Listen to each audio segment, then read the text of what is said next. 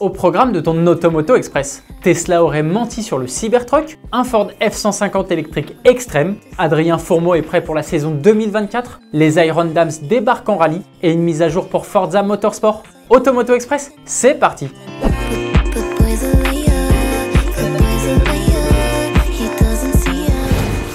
Tesla aurait menti? La vidéo promotionnelle montrant le Cybertruck Cyberbeast, la version la plus puissante avec ses 857 chevaux, tractant une remorque avec une Porsche 911 posée dessus, affrontant une 911 sur un 400 mètres départ arrêté, avait fait couler beaucoup d'encre. L'allemande avait été battue par le pick-up américain.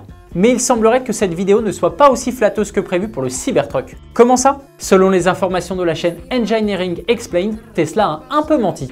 Et oui, il semblerait que la course ne se soit pas déroulée sur 400 mètres, mais seulement sur 200, ce qui favorise grandement le pick-up. Les voitures électriques peuvent exploiter, grâce au couple instantané, toute la puissance de leur moteur dès le départ. Et puis il semblerait que la Porsche utilisée pour ce drag race soit une 911 Carrera T. C'est le modèle le moins puissant, 385 chevaux, et le moins rapide. Il lui faut 4 secondes 5 pour passer de 0 à 100 km/h. Tesla n'a pas réagi. En attendant, le constructeur continue de prouver les qualités de son Cybertruck, notamment sa robustesse en lui chargeant des gros parpaings dans la benne. On continue avec les pick-up électriques Made in USA. Le Ford F-150 Lightning devient bestial. Le pick-up électrique de la marque à l'ovale bleu est de base assez imposant. Mais ce n'est rien comparé à ce monstre qui répond au nom de F-150 Switchgear. Pour le concevoir, Ford Performance est associé à RTR Vehicles, la marque fondée par le pilote américain Vaughan Gitting Jr., qui est connu pour son travail sur les Mustangs. Encore une fois, tous les curseurs ont été poussés au maximum. Il possède maintenant une suspension à double triangulation indépendante à l'avant et des amortisseurs surdimensionnés à l'arrière, des pneus de 37 pouces, des ailes élargies et une carrosserie en carbone. Ford ne donne pas sa puissance, mais selon plusieurs médias américains, il développerait 588 chevaux, comme la déclinaison la plus puissante du F-150 Lightning. Une puissance largement suffisante pour s'amuser dans de grosses ornières. C'est sûrement pour ça que les 5 sièges ont été remplacés par des baquets. Le véhicule ne devrait malheureusement pas être produit en série. Je suis d'accord, c'est bien dommage.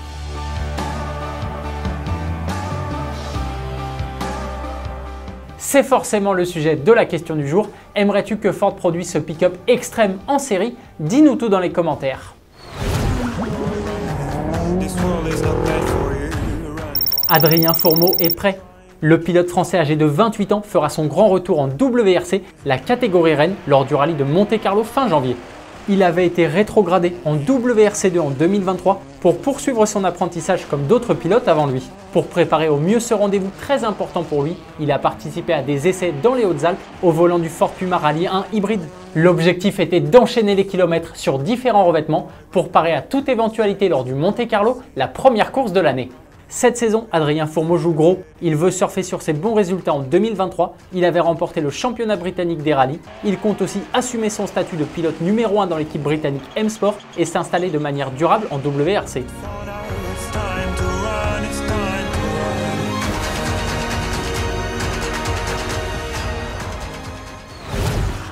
L'équipe des Iron Dams qui a vu le jour en 2018 sous l'impulsion de Deborah Meyer pour mettre en avant les femmes dans le monde du sport automobile va s'attaquer à une nouvelle discipline, le rallye. Sarah Rumeau, 28 ans, et sa copilote Julie Amblard, 29 ans, seront engagées en championnat de France des rallyes en 2024. Leur Ford Fiesta sera rose, comme la 911 des Iron Dams en endurance. On leur souhaite la même réussite. Sarah Bovy, Michel Gatting et Raël Frey ont remporté les 8 heures de Bahreïn en GTE AM, un moment historique. C'est la première victoire d'un équipage 100% féminin dans l'histoire du championnat du monde d'endurance. Les Iron Dams décidément sur tous les fronts, après l'annonce cette semaine de Dorian Pain qui rejoint la filière jeune pilote de l'écurie Mercedes AMG.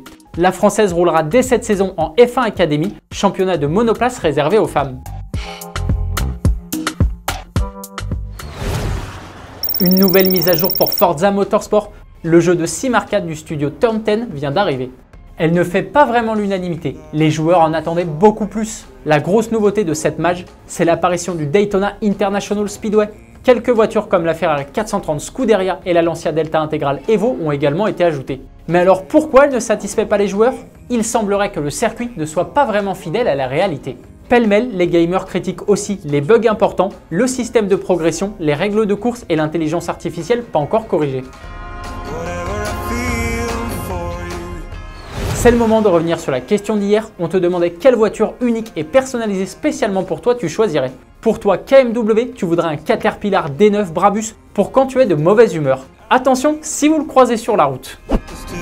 Automoto Express, c'est déjà fini pour aujourd'hui. On se retrouve dès demain pour un nouveau numéro. Bonne soirée, allez ciao!